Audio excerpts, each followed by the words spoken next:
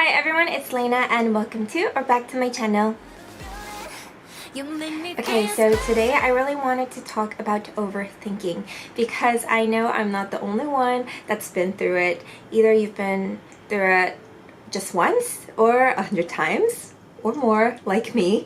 I know there are some ways to overcome it or to deal with it, so I wanted to share what has helped me, and hopefully it will help you in the same way, or if my advice will cross your mind when you are overthinking. So without further ado, let's get started. So my apologies before I start. I actually took notes on it, so I might be looking back and forth. Okay, but the first tip is accept your emotions and how you are feeling. If you don't do that, you're just bottling your emotions and your feelings inside, and then they're just going to explode one day. But if you accept your emotions and feelings the way they are, you are more prone to find a way to combat that or deal with the situation. For me, when I was bottling my emotions in, I felt I was suppressed because I was resisting my feelings. And the more you do that, the more you're going to blow up and explode. I feel like becoming aware of your thoughts is so crucial to self-acceptance. And please remind yourself that you're just human and don't beat yourself up for it. Of course, we're going to experience negative emotions and overthink, but we have to be so loving and caring to ourselves first, right? So the second tip is kind of connected to the first tip, and it's to keep a thought journal. So if I have a recurring thought, I can see that on paper, and then I can try to figure out how I can change that thought. Okay, so to be honest, it wasn't easy because writing out my thought, I felt like I was admitting that I was feeling that way, and I really didn't want to do that. But if I were to rephrase it, I felt like actually releasing my negative emotions and then putting it on paper so it's out of my system. So does that make sense?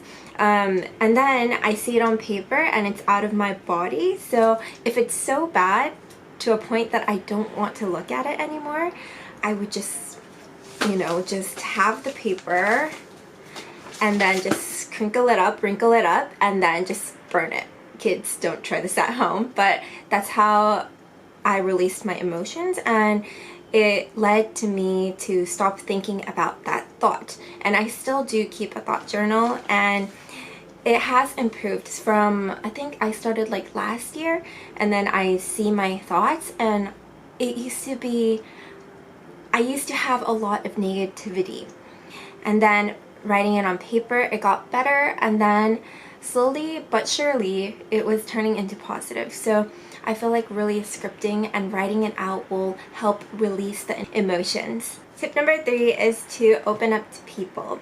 But I know that's not always an easy, comfortable thing for many people. So what I did was I Googled my problem, or I Yahooed my problem, if that's a word. And you'd be surprised on how many people are going through what you're going through, or very similar. For me, I Googled what I was going through, and it was something that was very, very hard for me to open up to people. Whether it was my, best friend or my mom, I really couldn't open up. So I Googled my problem, and I found so many people going through the same problem, and it was a relief because I felt very less alienated in that situation. And I don't know, it just made me happy to find a community where people were expressing their thoughts, because I didn't have that courage to do that. If you have a problem where it's very, very hard to voice or hard to open up to someone, Google is your best friend. Okay, so tip number 4. Do not be attached to perfection and release it. Perfection, to be honest, does not exist, right? If you're always seeking to be perfect, you're just putting yourself into a miserable state. Because I know that, because I used to be that. because I always sought for perfection, I couldn't do many things, and I felt like I was waiting for the right time to do things, and that right time does not exist. So if you think perfection will come someday, it's not. Quit and overanalyzing the situation and release the need to be perfect, because that will make your life so much brighter and happier. You will have less worry because worrying will not get you anywhere. Fifth tip is focus on one thing at a time and be present, which kind of leads to being mindful.